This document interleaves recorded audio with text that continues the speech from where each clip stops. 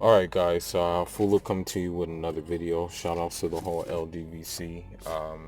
You know, I just want to do a video to follow up to the video I did about that show.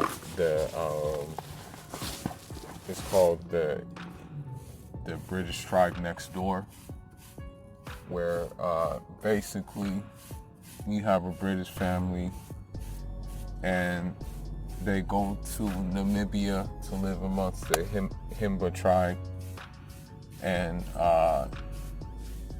in essence they just basically make a mockery of them. They don't educate the viewer of the customs and stuff like that. They just basically make a mockery of them for ratings and viewership. Basically, that's all they do.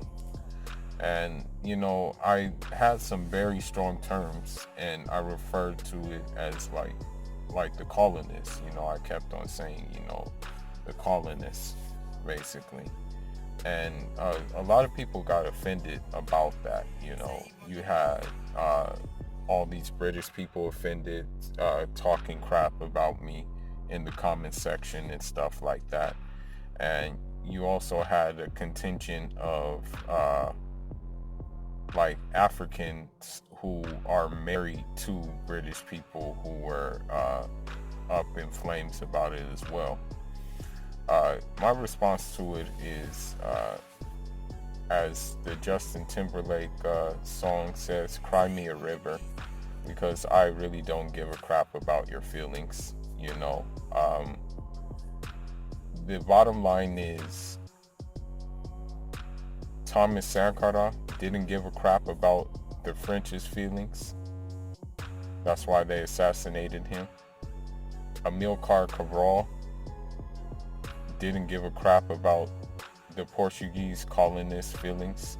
That's why they assassinated him. Patrice Lumumba didn't give a crap about the Belgians' feelings. That's why they assassinated him. And also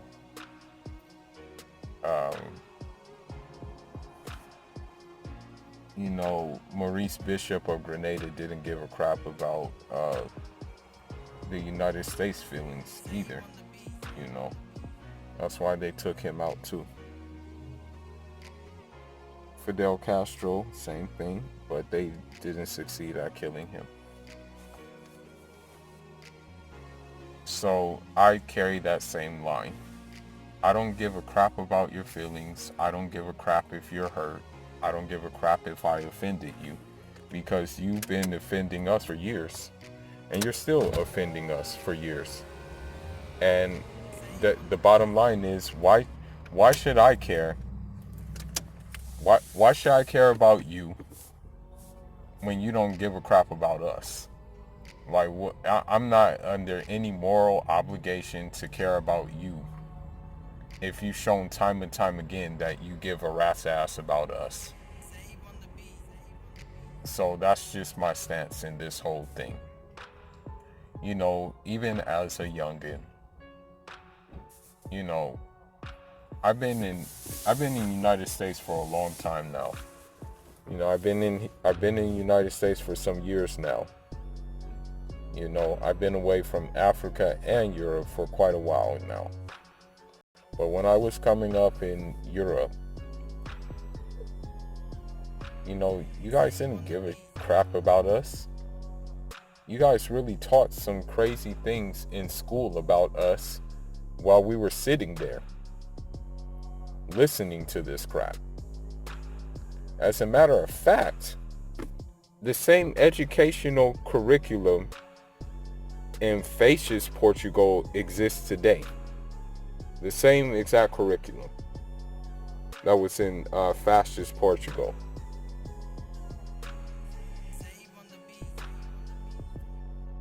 So why am I supposed to be apologetic about my views about how you look at us? You guys still look at us the same way.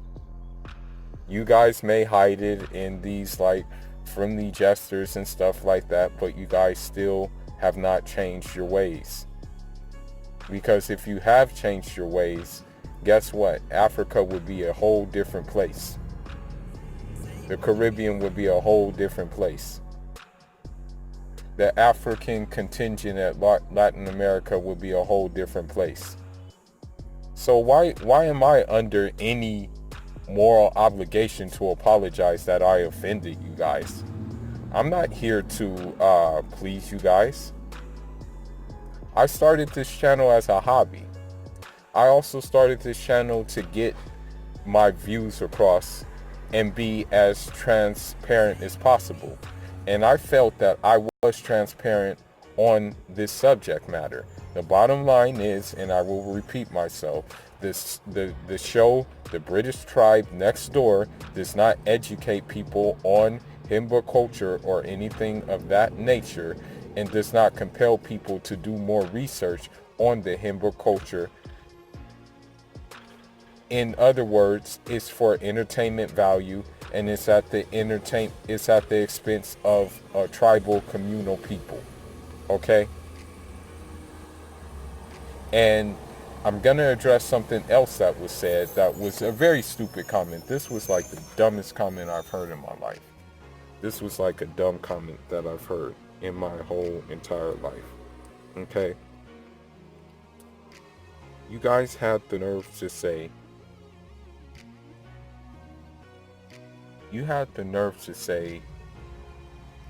that those aren't even your people. That those people have nothing to do with you. And you probably just started caring about those people based off of the show. Listen, man. Although I'm from West Africa, although my tribal confederation, or whatever you want to call it, and my immediate family spans throughout Senegal, Guinea, and Cape Verde, okay? Those are still my people. Those Himba are still my people. They're still on the African continent. I was talking to a Senegalese brother, and he basically said that a majority of Africans have the same DNA. That's what he said. That's why when you look at a Maasai herdsman who's herding cattle, you kind of think like, dang, like, he's just like my tribe. He's just like a Fulani, you know?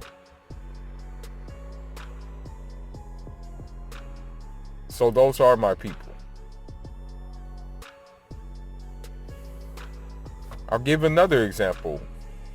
My aunt, okay, she was not born in Senegal. All right? She was born in Guinea-Bissau. They still gave her a Senegalese birth certificate because those are her people. Extended family ties. Another example, okay?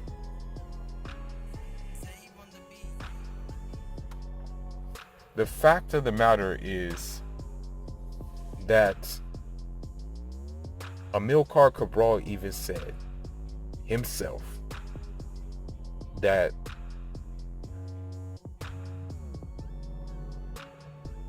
every part of Africa matters. That, of course, he's concerned with an independent Guinea Conakry, because that independent Guinea Conakry is mobility towards an independent Portuguese Guinea and Cape Verde.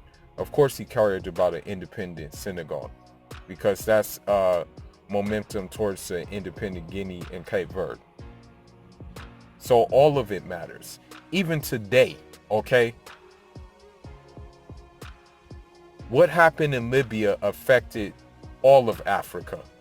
When Gaddafi was assassinated, and of course, Tony Blair with his murderous hands, he's a murderer, okay, for encouraging them to do that to Gaddafi, and probably assisting militarily as well for it to happen. Okay? Guess what? When you guys kill Gaddafi, and when I say you guys, I mean the North Atlantic Treaty Organization,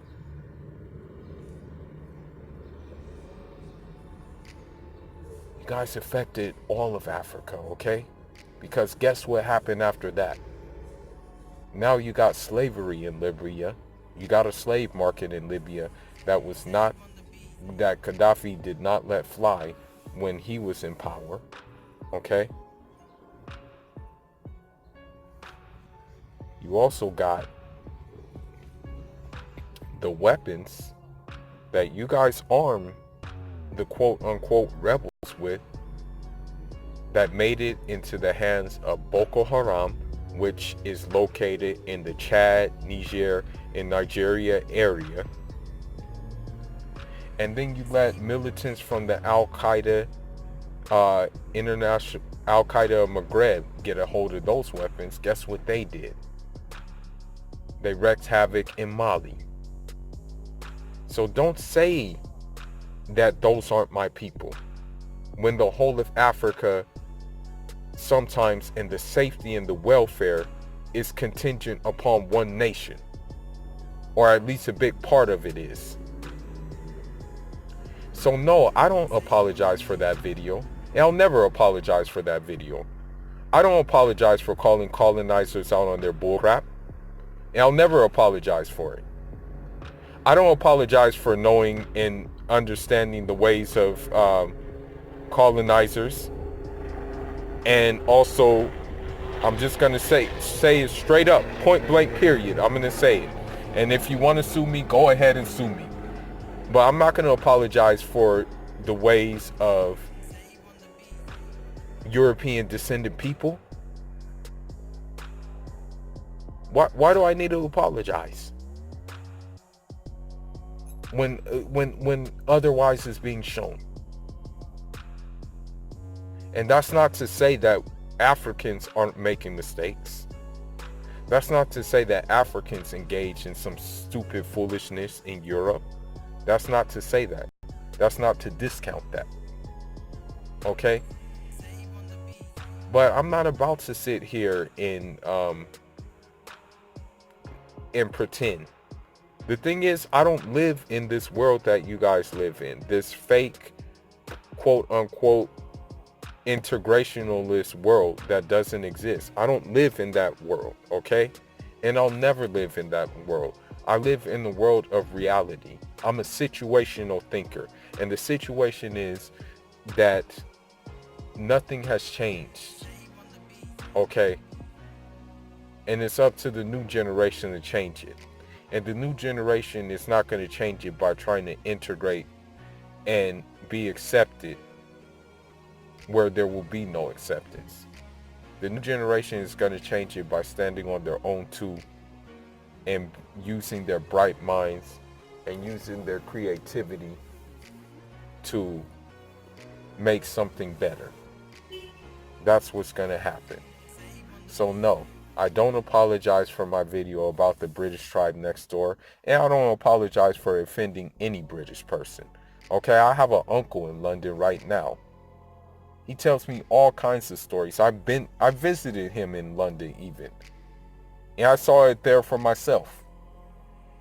Here's a respectable dude who has a business and does his business, and it's still not good enough it's still not good enough to avoid the institutional racism and the casual racism that you may hear on the street disguised as a joke. So no, I won't apologize to you guys. And if you guys don't like the content, then bounce. That's all you have to do. Bounce. Keep it moving. But this is Fula with a response video to the one I made about the British tribe next door. The final words is, I'm sorry, but not sorry for it. Fula signing out. Njarama.